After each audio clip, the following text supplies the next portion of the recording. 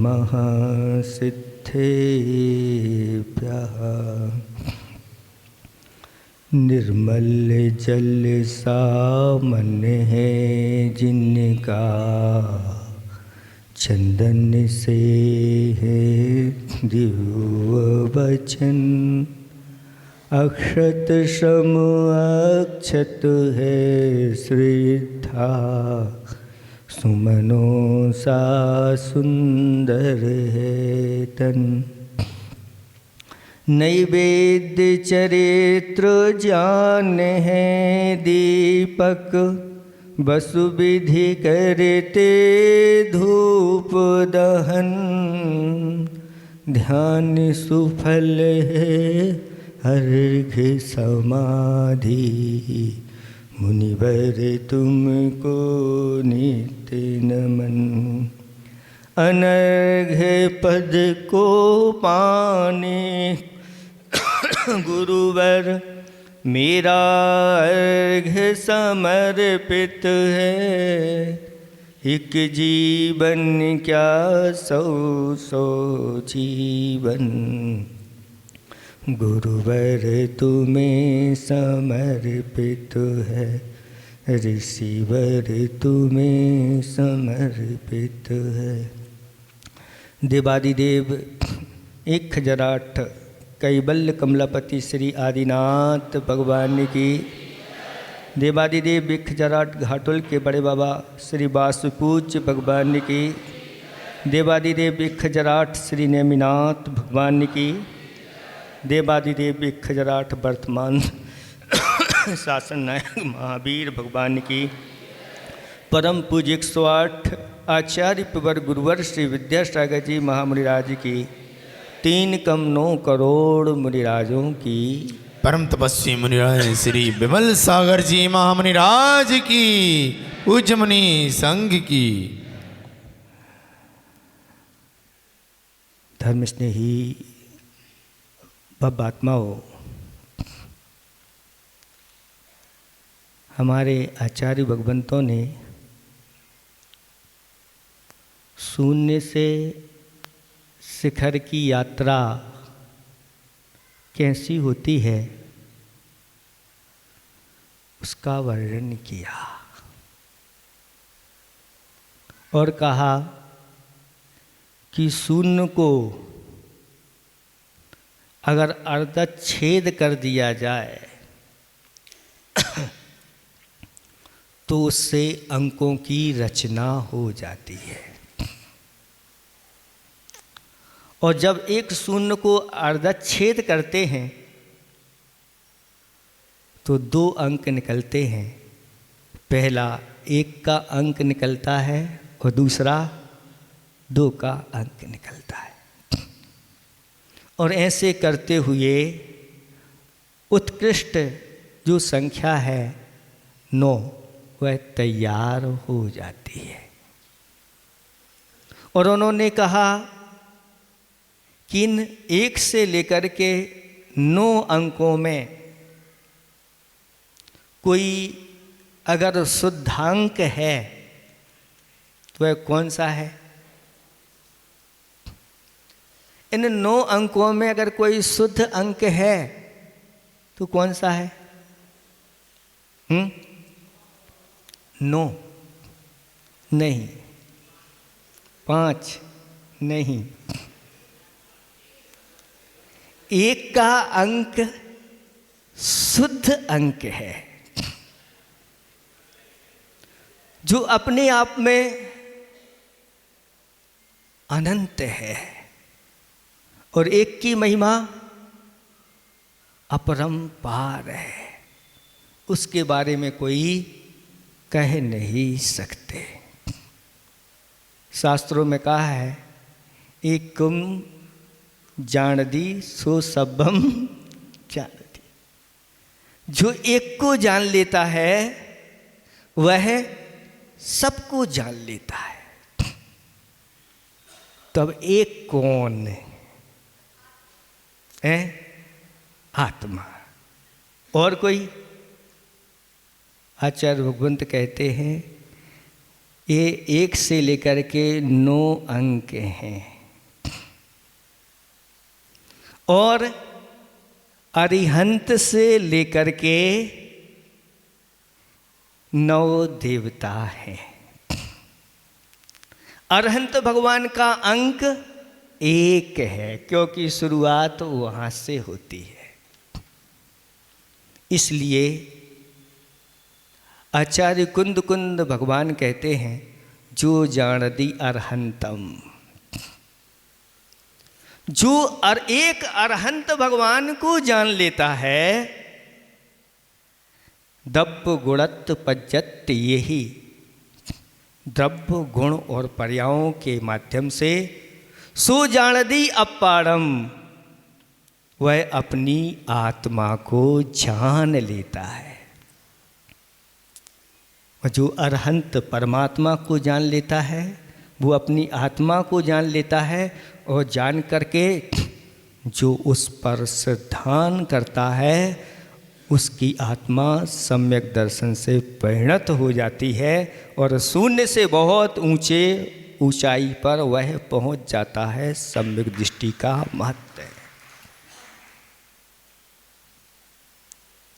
तो एक क्या, एक में जब एक मिल जाता है तो क्या हो जाता है? अभी तो जोड़ना है। एक में जब 2 एक और मिल जाता है तो 2 हो जाते हैं और जब 2 होते हैं तो कहते हैं 2 में बहुत बड़ी शक्ति आ जाती है। कितनी शक्ति आती है? अगर 2 को वर्गित संवर्गित कर दिया जाए और ऐसा 9 बार कर दिया जाए तो जो संख्यात वाला अनंत है वो सारी संख्या उससे निकल आती है। कैसे निकल आती है? जैसे 2 को 2 में गुणा करो आपस में, हैं? तो कितना? 4 हो गया। और 4 को 4 बार संवर्गित करो, 4 को 4 बार, 4 चौको 16, चौको 64, चौको 4 बार करना है। वर्गित और संवर्गित कितना हो गया? 256 होता है। 4 को 4 बार संवर्गित और 256 को 256 बार संवर्गित करिए। यानी जैसे अभी 4 को 4 बार किया ऐसे 256 को 256 बार संवर्गित करिए। है कोई मोबाइल तो होगा, चलाओ। महाराज मोबाइल भी फेल हो जाएगा। मोबाइल में भी इतनी बड़ी संख्या निकलेगी क्या? नहीं, ना कंप्यूटर में अभी 3 बार हुआ है। अगर 9 बार कर दिया तो कहते हैं वह अभी क्या निकला? क्या निकला? अभी वह संख्यात वाला अनंत निकला है। पर असंख्यात वाला अनंत निकालना है तो जब अंतिम में पहुंच जाओ और उसमें अगर 1 जोड़ दो तो वो जगन्य हो जाता है और फिर ऐसे 9 बार कर दो तो असंख्यात वाला अनंत निकलता है। और फिर इसके बाद फिर जो निकला उसको 1 मानो और उसमें 1 जोड़ दो तो फिर वह अनंतानंत की संख्या निकल आती है। 2 का अंक भी अपने आप में बहुत महत्वपूर्ण है। आचार्य भगवंतों ने कहा आप अगर जिनवाणी के अक्षर निकालना चाहते हो तो 2 गुणित 2 ऐसे करते चले जाओ। कितनी बार? 64 बार। कितनी बार करना? 64 बार। 2 गुणित 2 गुणित 2 गुणित 2 गुणित ऐसे 64 बार। 2 मार दो, इतने गुणा कर दो और उसमें से 1 कम कर दो तो द्वादशांक के अक्षरों की संख्या आ जाती है। ये बहुत महत्वपूर्ण है। इसलिए आचार्य भगवान कहते हैं कि इस अपने शून्य जीवन को अगर आप क्या बनाना चाहते हो, उच्च शिखर पर पहुंचाना चाहते हो, तो एक क्या है, सम्यक दर्शन है, जो अपने आप में अद्वैत का प्रतीक है। और दो क्या है, तो कहते हैं ये दो सम्यक ज्ञान और सम्यक चारित्र है। एक क्या हो गया, सम्यक दर्शन, एक अपने आप में अद्वैत होता है, और द्वैत दो क्या है, सम्यक ज्ञान और सम्यक चारित्र। जब यह आत्मा इन तीनों का स्पर्श करता है तो वह आत्मा पूज्य बन जाता है। और आज के दिन आचार्य भगवंत ने ऐसे 25 युवाओं के अंदर ऐसे ही सम्यक दर्शन, सम्यक ज्ञान और सम्यक चारित्र का बीजारोपण किया था, और वह पूज्यता को प्राप्त हो गए थे।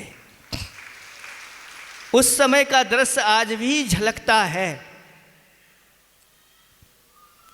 क्या झलकता है, जिस दिन आचार्य भगवत ने दीक्षा दी थी, ऐसी अपार भीड़ थी और पानी भी ऐसा गिरा था कि लोग अच्छे अच्छे कपड़े पहन करके आए थे और ऐसे लग रहे थे जैसे होली।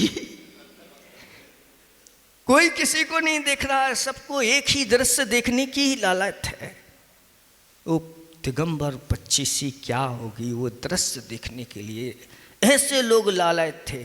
वर्षा हो रही थी, क्या होगा, लेकिन जैसे ही ये दिगंबर 25 ऐसे वस्त्र फेंके और पानी कब रुक गया, उधर से बादल फट गए और सूर्य भी देखने के लिए लालायत हो गया।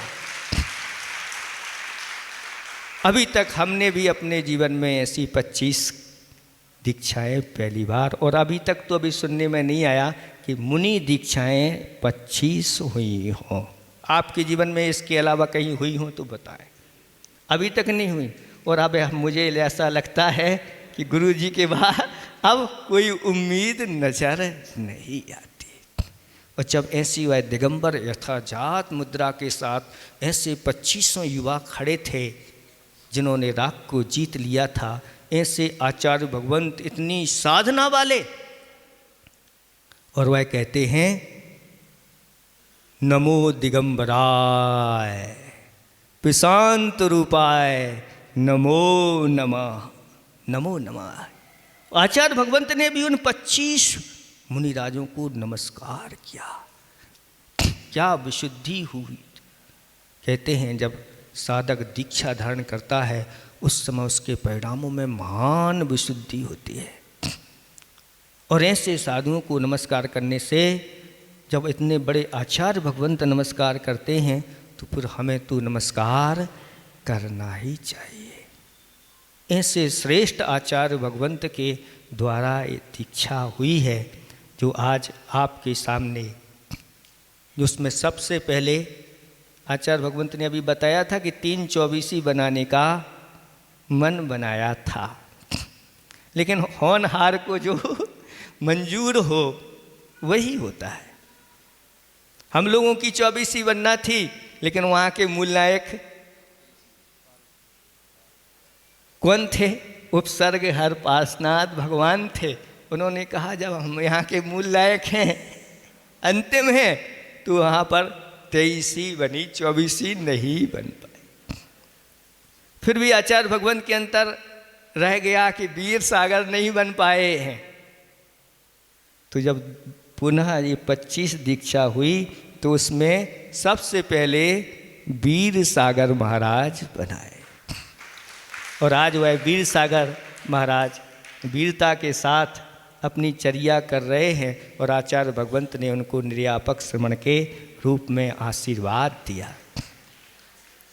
तो यहाँ पर और भी जहाँ जहाँ वह साधु अपनी साधना कर रहे हैं, प्रभावना कर रहे हैं, तो यहाँ भी घाटोल वालों को भी वह लाभ मिल गया कि यहाँ भाव सागर जी महाराज उस 25 के एक साथ एक ही महाराज हैं। कोई चिंता नहीं करना, इनको देख लो तो उसमें सबकी याद आपको आ जाएगी। सबका दीक्षा दिवस जो अभी बता रहे थे कि 22 तारीख आज है, 22 में भगवान हैं और 22वां नंबर इनका है। अब जहाँ 1 और 1 मिलकर के 2 हुए हैं और 2 और 2 और आजू बाजू में आ जाएं तो पावर बहुत बढ़ जाती है। और हम आपको बता दें कि गुरु महाराज ने हम लोगों को भी दीक्षा 22 तारीख को दी थी। तो 22 वाले यहाँ पर 1 नहीं है, 4 बैठे हुए, हम सब 22 वाले हैं। कहते हैं जब 2 और 2 मिल जाते हैं, जोड़ दो तो 4 होता है।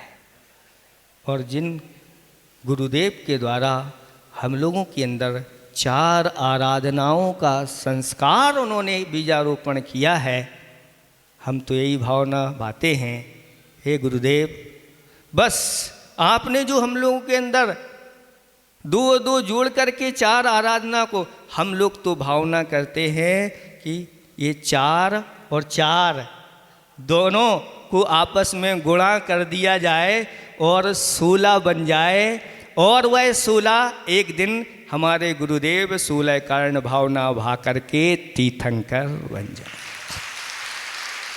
उनको 16 के रूप में वह फलित हो जाए।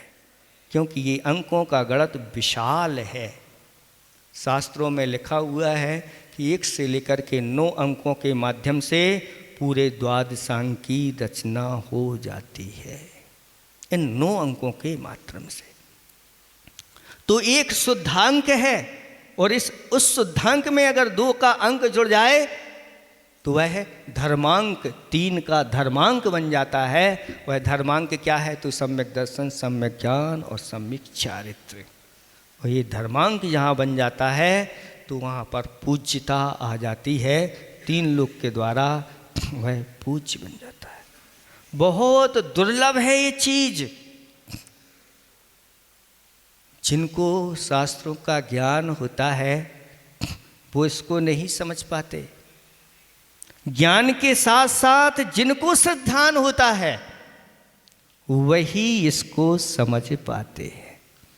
कहा है कि अंगारों का लेप लगाना सबके बस की बात नहीं, तलवारों की धार पे चलना सबके बस की बात नहीं है, निज हाथों से सागर तरना सबके बस की बात नहीं, मेरू की परिक्रमा करना सबके बस की, और निर्गंथ दिगंबर भेष का धरना सबके बस की बात नहीं। बातें करना अलग बात है और धारण करना अलग। एक दिन की समझ में आ जाए कि इस लॉन्च करके उपवास कर लो, आओ आपका स्वागत है। ऐसे भी शास्त्रों में कथाएं आती हैं कि ऐसे ही एक उन्होंने कहा बस कुछ नहीं, 8 दिन के लिए मुनिराज बन जाओ, तुम्हारे लिए जो चाहिए हो वो मिलेगा। और लोभ में आकर के 8 दिन के लिए वह मुनिराज बन जाते हैं, लेकिन पहले ही दिन में उनके लिए नानी और नाना और एक दिन नहीं 3 दिन में ही उनके अंदर सम्यक दर्शन की प्राप्ति हो जाती है। अभी तो ऐसे ही बने थे लोभ में आकर के, पैसों के लोभ में आकर के, लेकिन 3 दिन में ही उनके अंदर सम्यक दर्शन की कि वास्तव में मुनिराजों की चर्या क्या होती है। मैं तो आज तक उनकी निंदा करता आया हूँ, लेकिन अपने जीवन में जब उतार के देखा तो ये तो बहुत बड़ा कार्य है। पंच महाव्रत धारण करना सबके बस की बात नहीं है, पंचाचार पारायण करना सबके बस की बात नहीं है, 5 समिति का पालन करना सबके बस की बात नहीं है, और मेरे गुरु सा गंभीर बनना सबके बस की बात नहीं। ऐसे सागर से गंभीर गुरु महाराज जिनको देख करके लगता है कि ये पूरे के पूरे विश्व में कोई अलग ही परमात्मा का साक्षात रूप अगर देखना है आज कली काल में, तो गुरुदेव के दर्शन कर लो, बस हो जाएगा। दर्शन, जिनके दर्शन मात्र से ही पाप कटने लग जाते हैं, रोग दूर भागने लगते हैं, बड़ा पुण्य होता है, उनको ही ये सब मिलता है। निज इंद्रियों को बस में करना सबके बस की बात नहीं है। 10 धर्मों का दिल में धरना सबके बस की बात नहीं है। 12 तप का सम्यक तपना, 12 तप का सम्यक तपना सबके बस की बात नहीं है। मेरे गुरु सा गुरु का बनना सबके बस की बात नहीं। हमारे गुरु के भी गुरु बन गए और गुरु के भी बन गए और हम सबके गुरु बन गए। दाता होकर भिक्षा करना सबके बस की बात नहीं है। एक आसन में ध्यान लगाना सबके बस की बात नहीं है। एक बार निज हाथ में खाना सबके बस की बात नहीं है। करबट एक बार में सोना सबके बस की बात नहीं है। और आचार्यों में आचार्य होना सबके बस की बात नहीं है। 36 घंटे ध्यान लगाना सबके बस की बात नहीं है। देख के आना, देख के जाना, रखना वस्तु और उठाना सबके बस की बात नहीं है। और धर्म ध्यान में मन को लगाना सबके बस की बात। जो निरंतर धर्म ध्यान में अपने आप को लगाए रखते हैं और जब बाहर आते हैं तो हम सबको भी धर्म ध्यान में लगा देते हैं। उनके पास जाकर के लोग ऐसे बैठे रहते हैं, उनको देखते ही ऐसी ऊर्जा प्राप्त करके आते हैं। एक व्यक्ति आचार्य भगवंत के कमरे से बाहर निकला और ऐसा आह्लादित, ऐसा प्रसन्न, बड़े आनंदित होकर के निकला। और महाराज एक बाजू कमरे में बैठे हुए तो उनके पास पहुंचे। महाराज ने पूछा, क्यों भाई इतने आनंदित क्यों हो रहे हो, क्या हो गया, आचार्य जी के कमरे में से निकल रहे हो? तो आचार्य जी ने क्या कहा, बताओ, क्या कोई आशीर्वाद दिया विशेष? महाराज कहाँ आशीर्वाद दिया? तो क्या उन्होंने आज देख करके मुस्करा दिया? कहाँ महाराज, ना देख के मुस्कराया ना आशीर्वाद दिया। कुछ तो हुआ होगा, कुछ मंत्र वगैरह मिल गया आपको? नहीं महाराज, कुछ नहीं मिला। फिर इतनी आनंदित क्यों हो रहे हो? वह कहते हैं कि मैं इसलिए आनंदित हूँ, एक कोने में बैठ के आज हमने जी भर के गुरुदेव को देख लिया। कोई नहीं था वहाँ, कोई नहीं था, जाकर के कमरे में बैठ गया और शांति से उनको निहारता रहा। आचार्य जी ने एक बार भी नज़र उठा के नहीं देखी, वह आनंदित हो गया। धन्य है ऐसा मेरा जीवन। ऐसे महान आचार्य भगवंत के द्वारा आज ऐसे मुनिराज के ऊपर ये संस्कारित हुए हैं जो 19 वर्ष हो गए हैं, 20वें वर्ष में प्रवेश हो गए। चूँकि मुनिराजों को वर्षों से गणना नहीं होती, लेकिन हम लोग तो इस प्रकार से भावना बना लेते हैं कि इतने वर्षों से साधना करते आए हैं, इनकी साधना ऐसे ही सफलता को प्राप्त होती चली जाए। एक बार ज्ञान सागर जी महाराज और हमारे गुरुदेव दोनों साथ में बैठ कर के उन्होंने आवश्यक किए। आवश्यक करने के बाद जैसे ही बाहर आकर के बैठे और लोगों ने पूज्य ज्ञान सागर जी महाराज से तत्व चर्चा की, तत्व में कुछ प्रश्न पूछे, तो उसके बीच में एक प्रश्न ऐसा भी आ गया और पूछे ज्ञान सागर जी महाराज से कहा कि महाराज आपकी उम्र क्या है? जब उम्र पूछी गई तो उन्होंने कुछ जवाब नहीं दिया। ऐसे करके दूसरी बार फिर पूछा आपकी उम्र, महाराज बताओ तो आपकी उम्र कितनी है?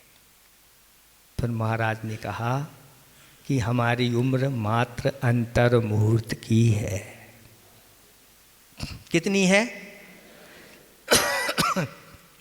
अंतर मुहूर्त की है। तो कैसे अंतर मुहूर्त की उम्र है? उन्होंने कहा अभी अभी हम प्रतिक्रमण करके आ रहे हैं, शुद्ध हो करके आ रहे हैं, इसलिए अभी हम शुद्ध हुए, इसलिए अभी अभी दीक्षित हुए हैं, इसलिए हमारी उम्र अभी ज़्यादा नहीं, अंतर्मूर्त की है। ऐसा अध्यात्म उनके अंदर भरा रहता है। आचार्य भगवान बताते हैं निरंतर उस अध्यात्म में डूबे रहते हैं, क्योंकि उन्होंने कहा कि ये दीक्षा दिवस आदि वर्ष की गणना नहीं होती, श्रवण तो अंतर्मुहूर्त में ऊपर और नीचे होते रहते हैं। ये अतिथि हैं, और अतिथि वही कहलाते हैं जिनकी आने की कोई तिथि नहीं होती। लेकिन वह कहते हैं हमारे पास 2 तिथियां हैं, एक 7वें गुणस्थान और एक 6वां गुणस्थान। अंतर ऋतु में 7वां और 6वां ये होता रहता है, बस इसी में श्रवण निरंतर रहते हैं। जब अप्रमत्त हो जाते हैं तो वह 7वें गुणस्थान को छू जाते हैं, और जब थोड़े बाहर आते हैं यानी प्रमाद की ओर उनकी दृष्टि हो जाती है तो 6वां गुणस्थान उनका हो जाता है। ऐसे आचार्य भगवंत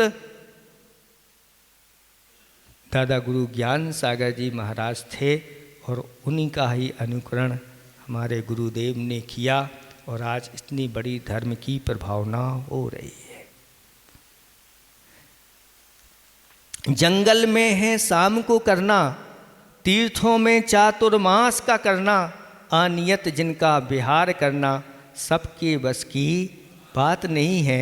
और वृद्धावस्था में हजारों किलोमीटर चलना सबके बस की, कहाँ से कहाँ। अभी भी ऐसी वृद्ध अवस्था में भी, इतनी उम्र में भी हम थोड़ा सा चलने के लिए भी गाड़ी ढूंढते हैं। आप लोग कौन जाए, गाड़ी मिल जाए 1-8 किलोमीटर के लिए ऐसा करते। लेकिन ऐसे अद्भुत है जो निरंतर अपने आप में लीन रहते हैं, अपने आप को कर्ता भोक्ता और स्वामित्व नहीं मान करके भी इतने बड़े संघ को यूं ही चुटकियों में ही चलाते रहते हैं, सहज में ही चलाते रहते हैं। किसी ने आचार्य भगवंत की प्रशंसा करते हुए एक बार ऐसा कहा कि संसार में 2 चीज़ें श्रेष्ठ हैं, एक तो विद्या है और दूसरा सागर है। एक विद्या है और दूसरा सागर है। ऐसी प्रशंसात्मक आचार्य भगवंत मंच पर बैठे हुए थे, और 2 चीज़ें श्रेष्ठ हैं, और वह कहने लगे जिनके पास दोनों ही हैं उनको तो कहना ही क्या है। तो आचार्य भगवंत का जब नंबर आया बोलने का, तो आचार्य जी कहते हैं हमारे सामने तो 2 चीज़ें श्रेष्ठ हैं। कौन सी? तो उन्होंने कहा एक तो प्रभु और दूसरे गुरु। ये ही सर्वश्रेष्ठ चीजें हैं। प्रभु तो अदृश्य रहते हैं, और गुरु वो होते हैं जो हमें अदृश्य को बतला देते हैं, अदृश्य तक पहुंचा देते हैं। और तो और गुरु की कृपा इतनी हो जाती है कि वह अपने शिष्य को भी अदृश्य यानी परमात्मा बना देते हैं। इसलिए 2 चीज़ें संसार में महत्वपूर्ण हैं। आज दीक्षा दिवस के उपलक्ष्य में आप सब यहाँ आए हैं, अपन सब यही भावना करें इन मुनिराज का आज 20वां दीक्षा दिवस है। ऐसे दीक्षा दिवस हम अंतिम समय तक मनाते रहें, और ये दिन दूनी रात चौगुनी संयम की वृद्धि करते रहें। और एक दिन अपने आप लोगों के जीवन में भी ऐसा समय आए जो हम संयम को, भाव सागर की भावना तो आप लोग समझते ही हैं सब, उनके अंदर बहुत भाव उमड़ते रहते हैं, और भाव ऐसे रहते हैं कि खूब धर्म की प्रभावना हो, खूब आप लोग चुप बैठे रहते हो। अगर सही बताएं, महाराज लोग कुछ नहीं कहें आप लोगों को, तो आप घर से भी आना, बस दुकान कोई छोड़ना चाहता है कि दुकान मकान और पकवान कोई छोड़ना अगर महाराज प्रेरणा नहीं दें। शास्त्रों में अभी पढ़ रहे थे हम श्री भूबलय ग्रंथ, ये मुनिराज ऐसे होते हैं, उसमें स्पष्ट लिखा है कि लोगों को ऐसी प्रेरणा देते हैं कि लोग बड़े बड़े दान कर देते हैं, उसमें लिखा हुआ। अगर ये मुनिराज प्रेरणा नहीं दें तो आप लोगों की जेब बिल्कुल भरी नहीं, जेब भरी तो है लेकिन वो कट जाती है।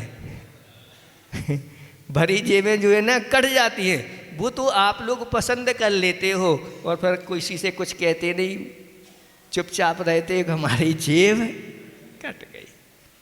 लेकिन उसके पहले आपको सावधान कर देते हैं गुरु महाराज, कहीं जेब नहीं कट जाए, उसके पहले आप ऐसा काम कर लो जिससे तुम्हारी दुनिया में यश कीर्ति फैल जाए। क्योंकि जेब जब कट जाती है तो किसी से कुछ कह नहीं पाते, लेकिन वही जेब का धन अगर आपका सदुपयोग हो जाता है, अच्छे कार्यों में लग जाता है, तो फिर दुनिया में प्रशंसा होने लगती है। इतना ही हम पर्याप्त समझते हैं, बहुत समय हो गया। आगे ऐसे ही आप निरंतर धर्म के कार्यों में, अनुष्ठानों में लगे रहे और साथ साथ में कल का जो कार्यक्रम है, लाड़ू जो चढ़ाया जाना है, अच्छे भक्ति भाव और आनंद के साथ आप लोग लाड़ू लाएंगे। उसके लिए कुछ लोगों ने प्रतियोगिता भी रखी है, लेकिन बता दिया गया है कि लाड़ू को कभी वह तीर्थ का रूप नहीं बनाना, लाड़ू को कभी धर्म का रूप नहीं बनाना। ये चढ़ाने वाली चीज़ है। अगर आपने उसमें लाड़ू में शिखर जी का पूरा क्या बना दिया, दृश्य बना दिया, और शिखर जी को लाड़ू बना करके चढ़ा दिया, ये तो हमारी अज्ञानता हो गई। किसके लिए लाड़ू चढ़ा रहे हैं? वो शिखर जी को लाड़ू बना करके चढ़ा दिया, ऐसा नहीं करना। उसमें ओम नहीं बनाना कि वो पंच परमेष्टि को ही हमने लाड़ू बना के चढ़ा दिया। किसको लाड़ू बना रखे? पंच परमेष्टि। तो ओम नहीं बनाना, श्री नहीं बनाना, धार्मिक कोई चीज़ उसमें नहीं बनाना, क्योंकि हमें उसको चढ़ाना है। ये लाड़ू किसका चढ़े? तो ये लाड़ू जो होता है, कहते हैं जैसे लाड़ू में मधुरता रहती है, लाड़ू में अनेक गुण रहते हैं। जितने भी ये चीज़ें चढ़ाई जाती हैं, आज ध्यान से सुन लेना, इनके सबके गुण भगवान से मिलते हैं। चाहे वह जल हो, चाहे लाड़ू हो। लाड़ू जैसे मधुर होता है, ऐसे ही भगवान की वाणी मधुर होती है। लाड़ू जैसे आप खाते हैं तो आप तृप्त हो जाते हैं, ऐसे ही भगवान की वाणी सुन करके तृप्त हो जाते हैं। लाड़ू के अंदर जैसे अच्छी वजनदारी होती है, वजनदार होता है, ऐसे ही भगवान भी सब में जितने जीव बैठे रहते उनमें सब में वजनदार श्रेष्ठ होते हैं। और जो जिनेंद्र भगवान को ऐसे लाड़ू कहते हैं, शास्त्रों में तो ये लिखा है, पहले लाड़ू खाने के पहले जो 3 लोक के नाथ के लिए लाड़ू चढ़ाता है, वह एक दिन 3 लोक का नाथ बन जाता है।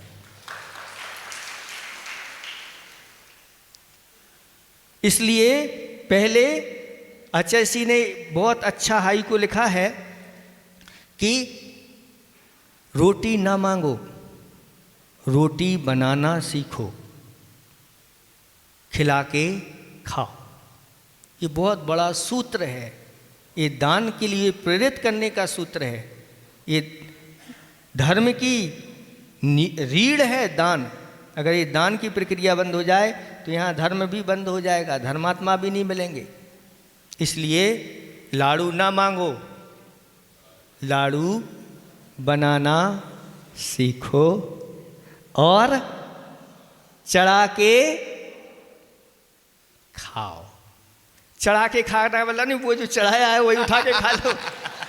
ये महाराज तो बहुत अच्छी बात बताते हैं। हम तो पर सारे लाड़ू भगवान को चढ़ाएंगे और चढ़ा करके यहाँ चढ़ा करके फिर अपने घर के जो हैं उन लाड़ुओं को खाना, क्योंकि जो भगवान को समर्पित कर दिया वो अपना नहीं होता। ऐसे शुद्ध लाड़ू बना करके आप लोग कल यहाँ फिर उपस्थित होंगे और अच्छी तरह से भगवान का ही मनाएंगे। इतना ही हम पर्याप्त समझते हैं। अहिंसा पर